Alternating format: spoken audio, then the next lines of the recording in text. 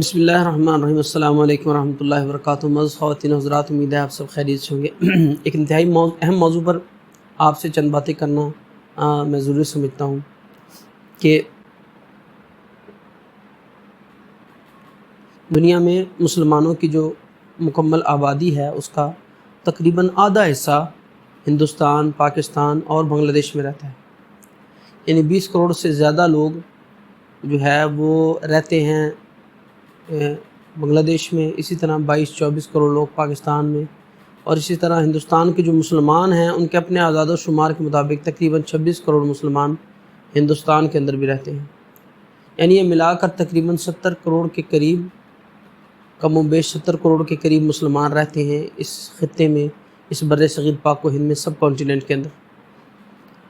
اور اس کا ایک بڑا حصہ جو ہے وہ آزاد ہے، ان کی اپنی حکومتیں ہیں، ان کی اپنی آزادی کے ساتھ زندگی گزار رہے ہیں، جو پاکستان اور بنگلہ دیش کو آپ کہہ سکتے ہیں کہ یہ دو ممالک جو ہیں آزاد ہیں، مسلمانوں کی اپنی حکومتیں ہیں، مسلمان خود وہاں حکومت کر رہے ہیں، قیادت باغ دوڑ مسلمانوں کے ہاتھ میں ہے، مسلمان امن کے ساتھ زندگی گزار رہے ہیں۔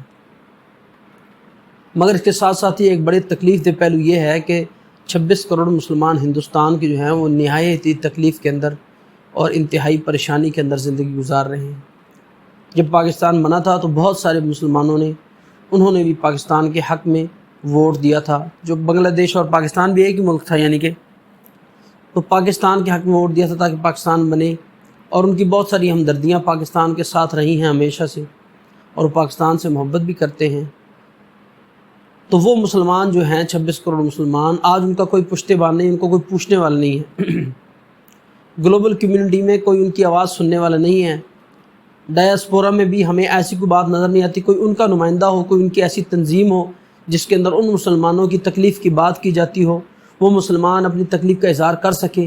کہیں ان کے حق میں کوئی احتجاج نکلتا ہو، اگر ان کو قتل کیا جائے، ان کو سبجوگیٹ کیا جائے، ان کو تکلیف پہنچائی جائے، تو پوری دنیا میں کوئی ان کی سنوائی کرنے والا نہیں ہے۔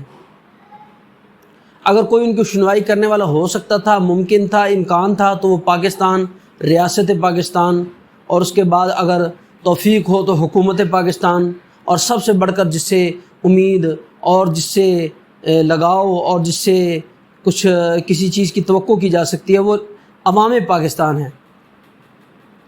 کیونکہ یہ وہی لوگ ہیں۔ کچھ اس حد تک بات ہے کہ کچھ خاندان ابھی وہاں رہ رہے ہیں، کچھ یہاں رہ رہے ہیں، کچھ ہجرت کر کے یہاں آ گئے، کچھ وہیں رہ گئے، اور وہ لوگوں کے مسلمان ہیں، وہی کلمہ انہوں نے پڑھا ہے، وہی کلمہ ہم نے پڑھا ہے، اسی دین کو وہ دین سمجھتے ہیں، اسی دین کو ہم دین سمجھتے ہیں، کوئی فرق نہیں ہے۔ مگر ان کو جب قتل کیا جاتا ہے، صرف اس وجہ سے کہیں قتل کر دیا جاتا ہے کہ ان کے پاس سے گوشت نکل آیا، ان کو اس وجہ سے زد و کوب کیا جاتا ہے کہ نعرہ لگاؤ جے شری رام، ان کو اس وجہ سے تکلیف دی جاتی ہے کہ ان کے نبی علیہ السلام کی بات کوئی کرے، اگر ان کے نبی کے بارے میں کوئی بکواس کرے تو اس کا احتجاج ریکارڈ کروائیں، تو نتیجے میں ان کے گھروں کو گرا دیا جاتا ہے، ان کو جیلوں میں ڈالا جاتا ہے۔ اور یہ ریزسٹنس کی تحریک آج کی نہیں ہے، یہ تو بڑی پرانی ریزسٹنس کی تحریک ہے مسلمانوں کی۔ ہندوستان کے اندر مسلمانوں کو تنگ کیا جاتا ہے، رائٹس ہوتے ہیں، وہاں دنگے ہوتے ہیں، دنگوں میں مسلمان قتل ہوتے ہیں، جو مسلمان نوجوان اس کی ریٹیلیشن میں نکلتے ہیں ان کو اٹھا کے جیل میں ڈال دیا جاتا ہے۔ یہاں تک کہ جب بابری مسجد کو شہید کیا گیا، اور سینکڑوں مسجدیں اس کے ساتھ ساتھ دیگر جگہوں پہ بھی مختلف جگہ ہندوستان میں شہید کی گئی، تو مسلمانوں کے اندر ایک جنرل، مسلمانوں کے اندر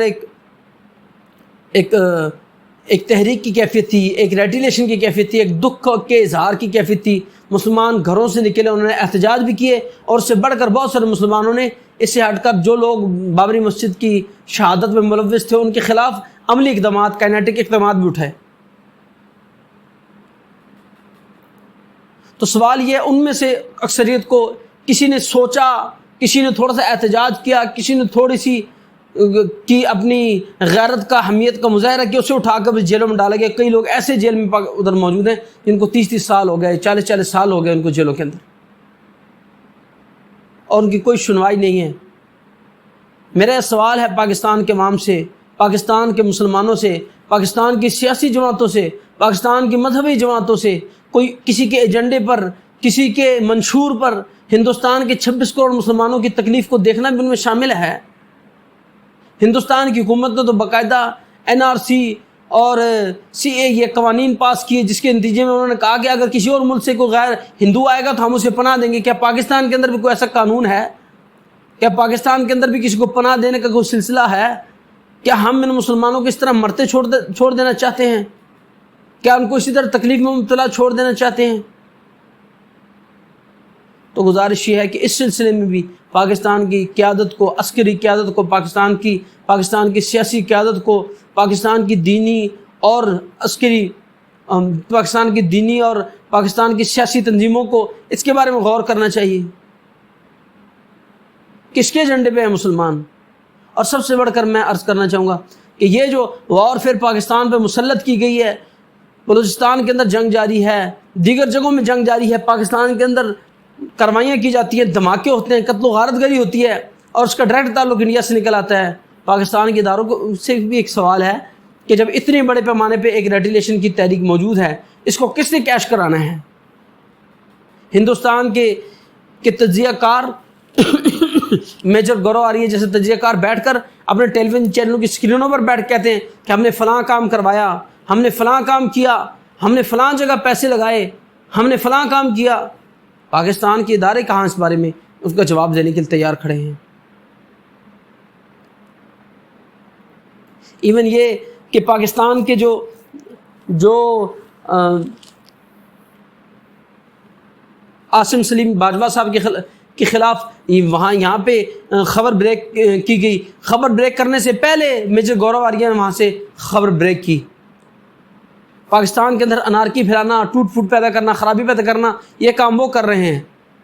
مگر پاکستان کے ادارے اس بات کو، اس چیز کو کس نظر سے دیکھ رہے ہیں، کس گہرائی سے دیکھ رہے ہیں، کس سنجیدگی سے دیکھ رہے ہیں؟ کیا انٹرنل معاملات نے ان کو اتنا مصروف کر دیا ہے کہ ایکسٹرنل معاملات کی طرف توجہ دینے کا وقت ہی نہیں ہے؟